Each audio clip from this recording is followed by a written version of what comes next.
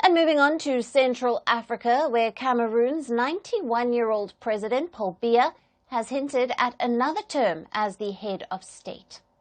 During the end-of-year address to the nation, Cameroon's President Paul Biya subtly indicated that he was interested in seeking an 8th term in the presidential elections, which are expected to be held in October of 2025.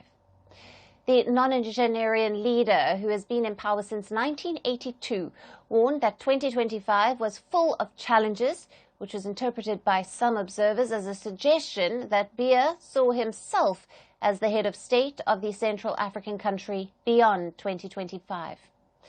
In his address, Biya said that he particularly appreciated the unwavering and massive support that he had gotten over the years, and assured the public that his resolve to serve the country remained steadfast amid the growing challenges.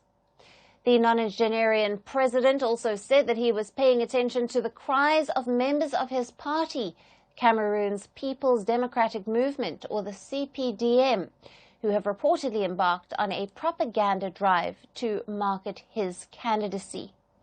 At almost 92 years of age, Biya remains the sole candidate of the ruling CPDM party. Now, Paul Biya has been the President of Cameroon since 1982. In a continent where the young population has been pressurizing leaders to give up power, he is the only leader that most Cameroonians know. The nonagenarian president is the oldest-serving leader in the world and is also the second longest-serving leader in the Africa after Equatorial Guinea's head of state. President Biya has been criticized for taking extended stays abroad, especially in Switzerland, and is accused by human rights groups of intimidating opponents to strengthen his grip on political power. In October last year, concerns began to spark over his health condition when he was not seen in public for at least 6 weeks. His absence from the public eye also led to rumors about his death on social media platforms.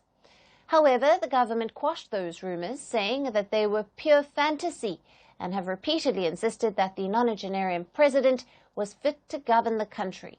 Yet the hint of Biya running again for the president's post comes at a time when aging leaders across the world have taken a call to either step down or drop out of election race owing to their health and age-related concerns. This is especially true in the case of the United States, where 82-year-old President Joe Biden decided to drop out of the election race in 2024, owing to party pressure and concerns over his age and health.